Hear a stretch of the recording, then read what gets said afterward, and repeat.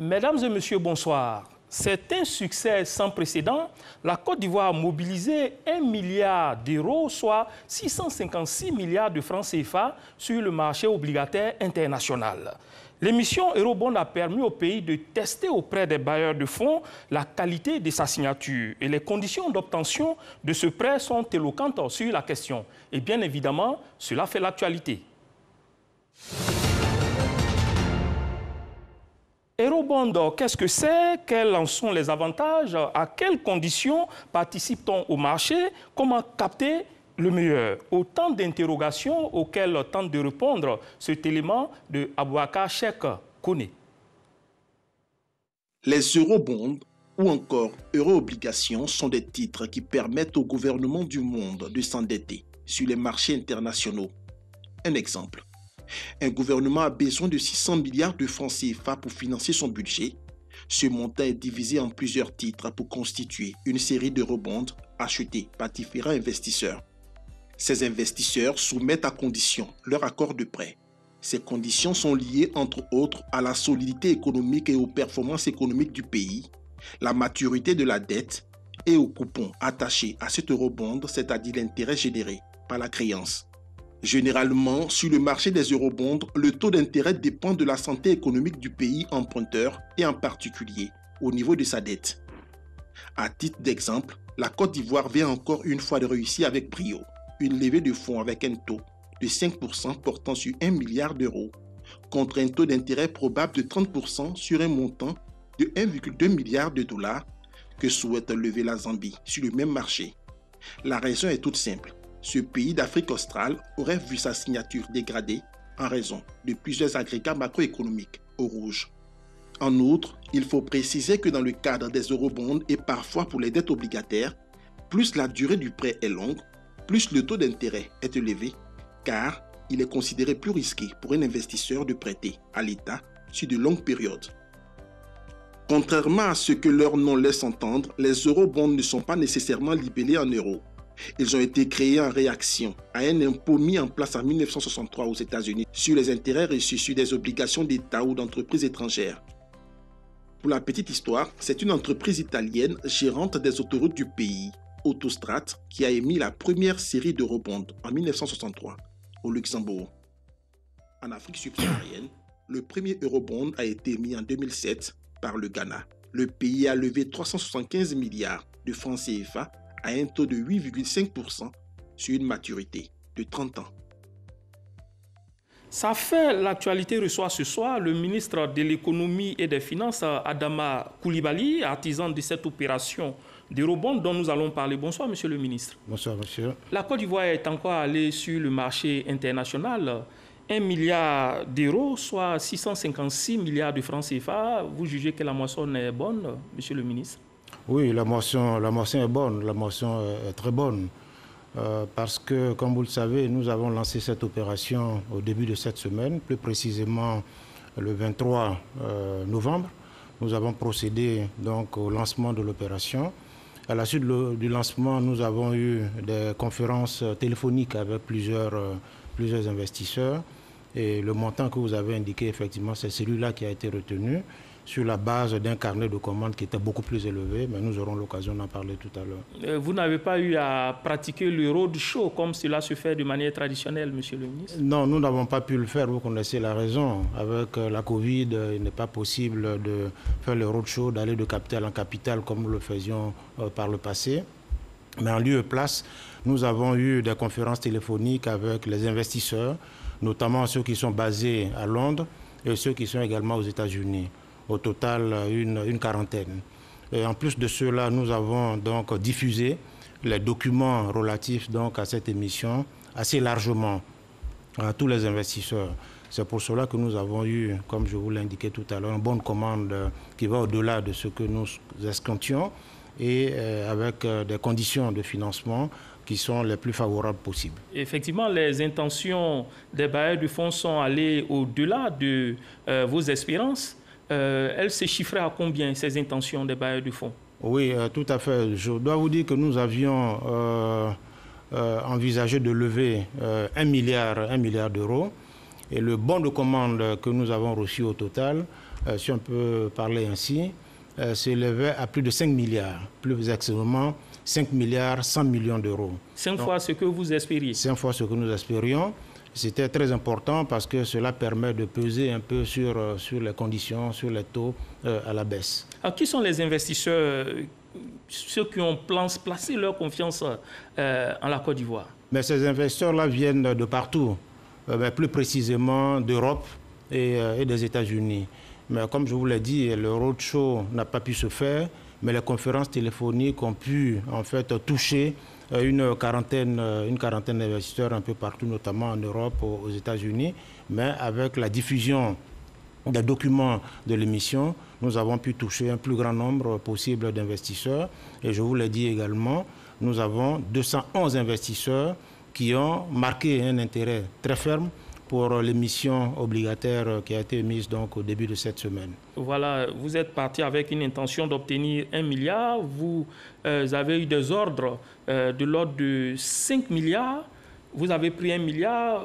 On se demande, monsieur tout le monde, pourquoi, alors que les besoins sont importants, vous n'avez pas pris un peu plus que ce que vous demandiez?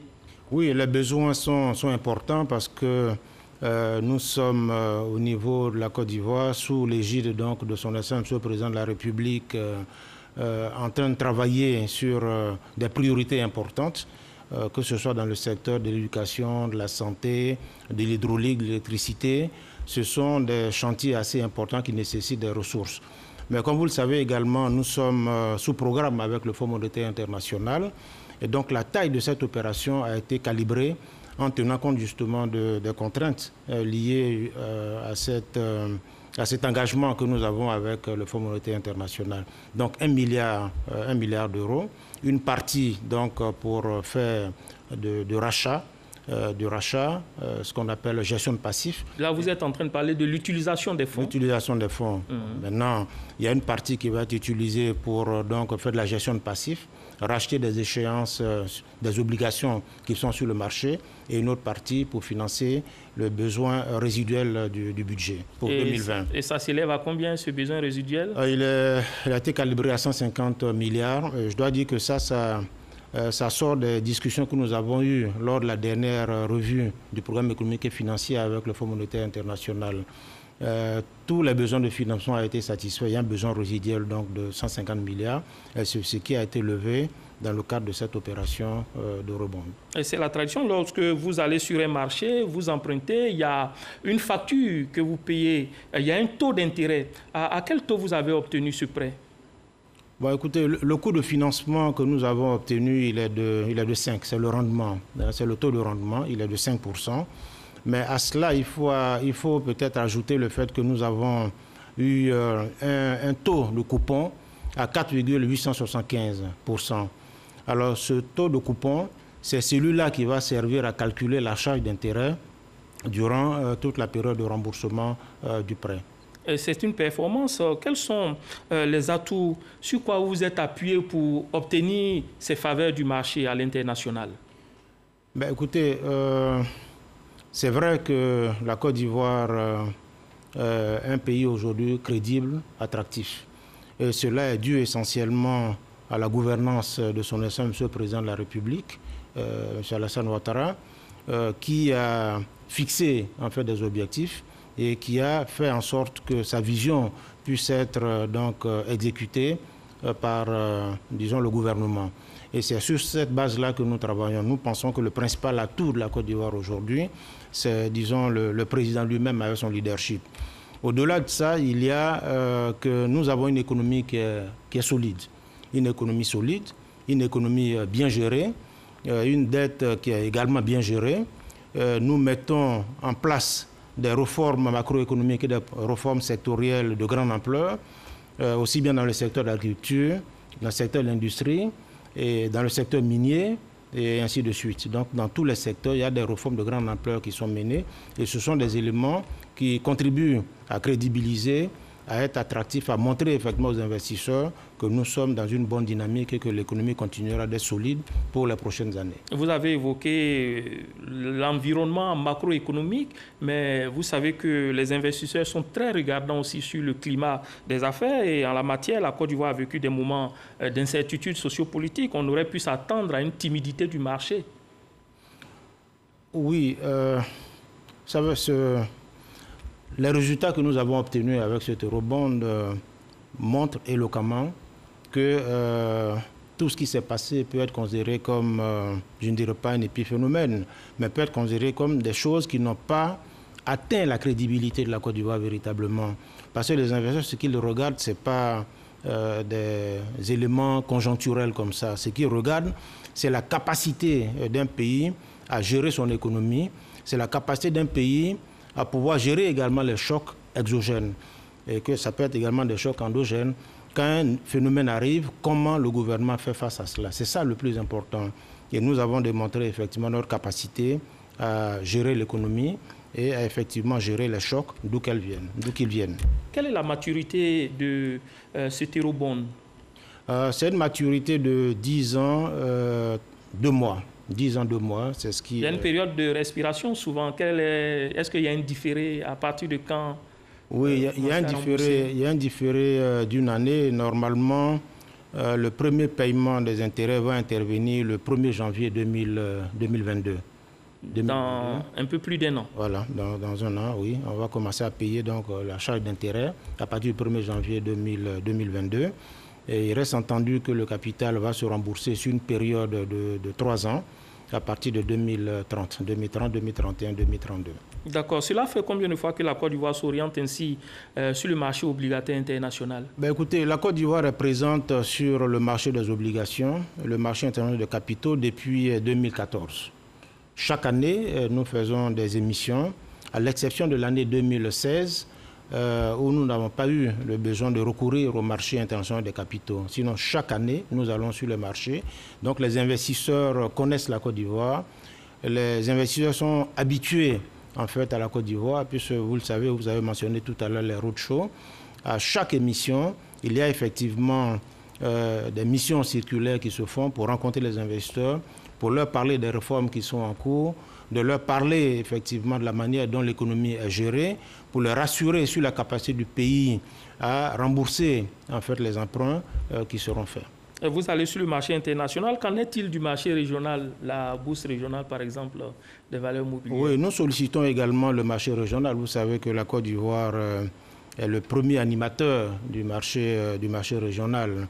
Et particulièrement cette année 2020, avec le phénomène de la Covid, vous savez que, pour parler de la Côte d'Ivoire, nous avons reçu en bon Covid 636 milliards de francs CFA d'émissions.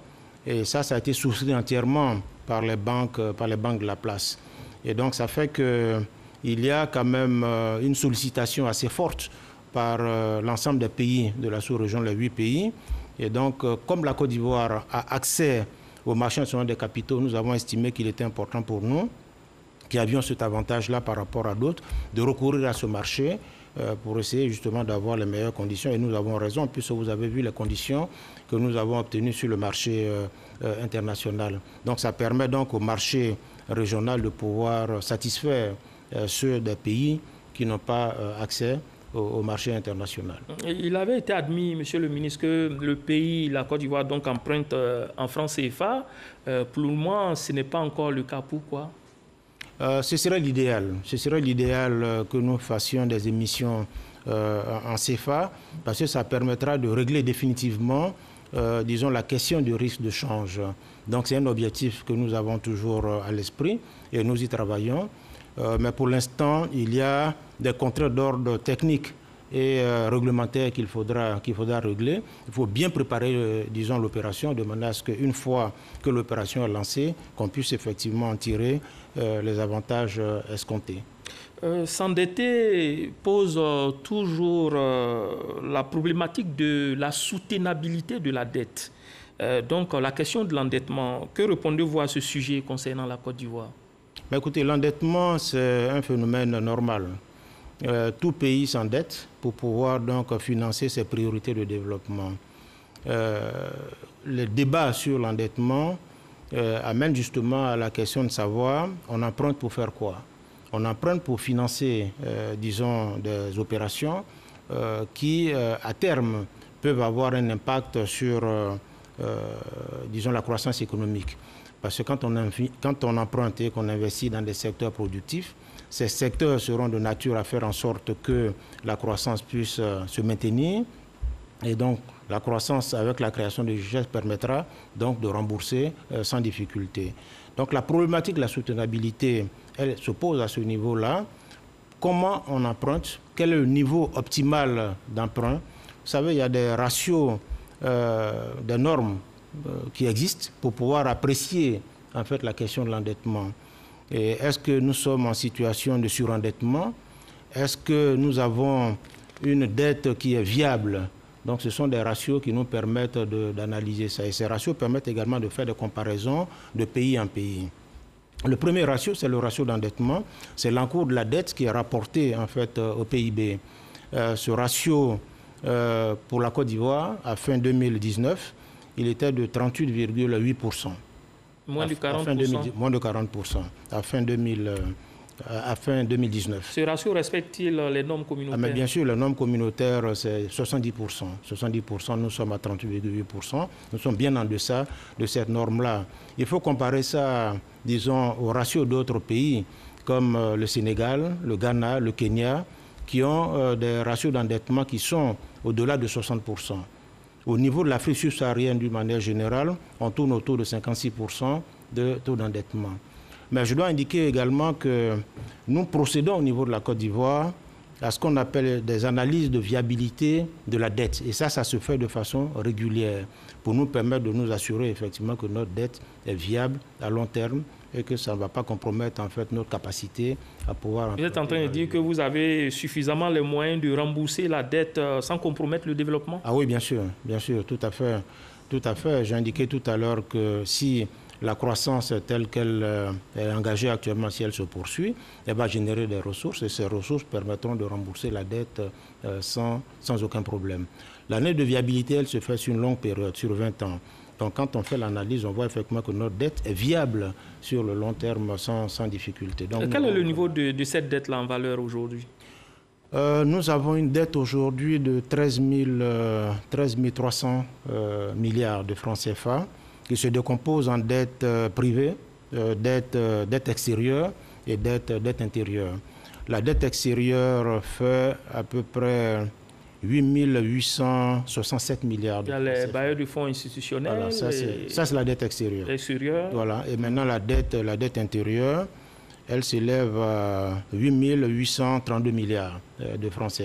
Et ce que vous payez par an, le service de la dette, comme l'appellent les spécialistes? Le service de la dette, vous savez, c'est la somme en fait du capital et des intérêts. Tel que comptabilisé en fait dans le budget national. Et nous sommes à 1900 milliards, ce service-là au niveau de la Côte d'Ivoire. 1700 milliards pour 2020. Ça représente 10 à 11% en fait des recettes. Donc c'est pas énorme. D'accord. Vous êtes en train de rassurer ainsi la population parce qu'on a connu le phénomène de l'initiative PPTE il y a quelques années. Est-ce qu'il n'y a pas de risque de retomber dans cet environnement-là? Non, je puis vous assurer que ce ne peut pas se faire sous la gouvernance de M. Alassane Ouattara, président de la République. Vous savez qu'il attache du prix à ce qu'on appelle la bonne gouvernance.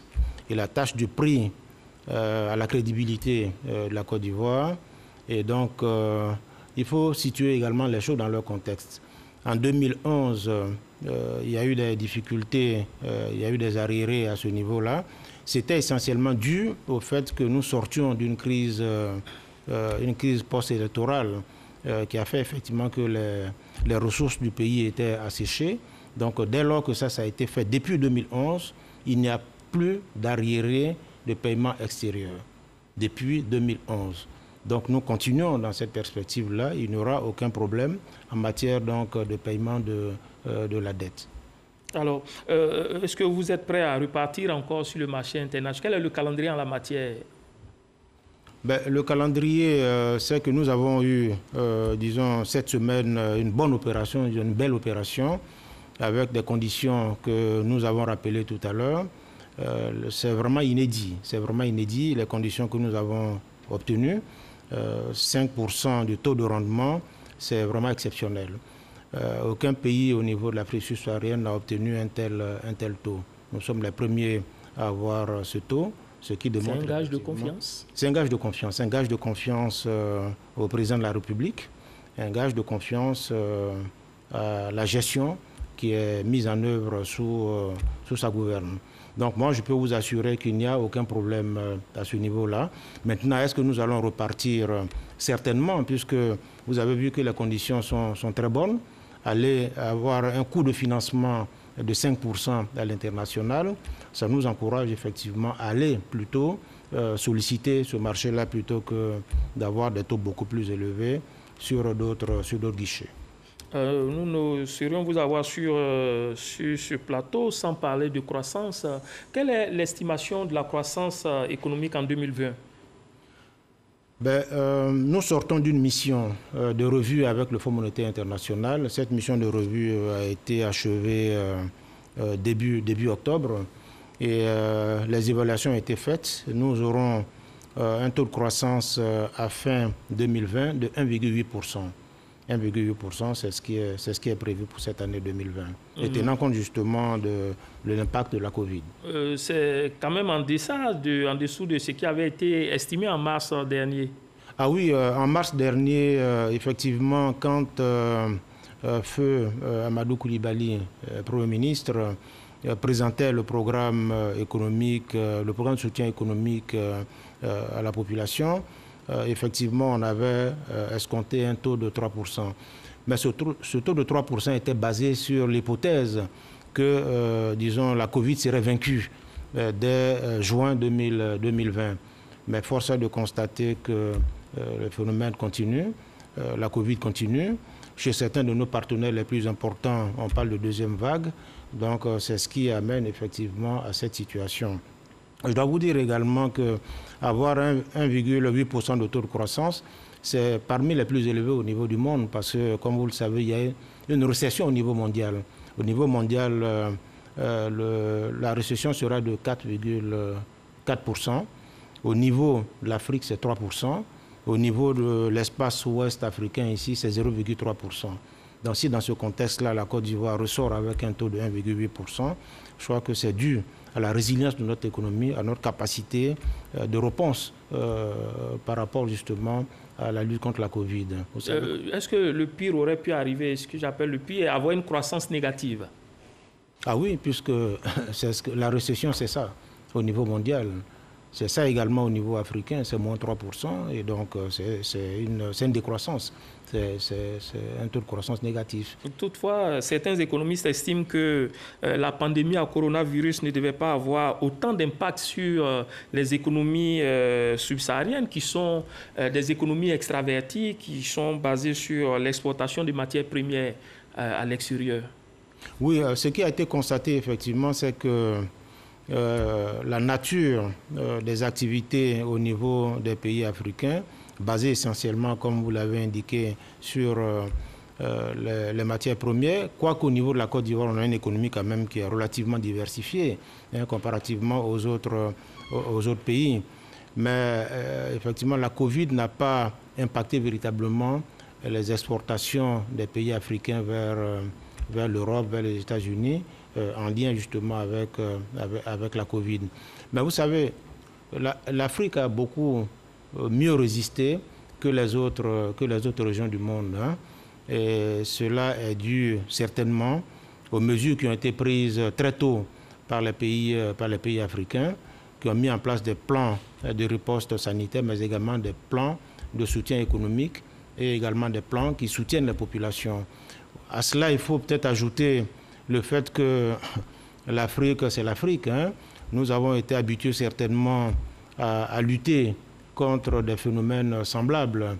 Je dois vous rappeler que beaucoup de pays africains ont été touchés par le phénomène de l'Ebola.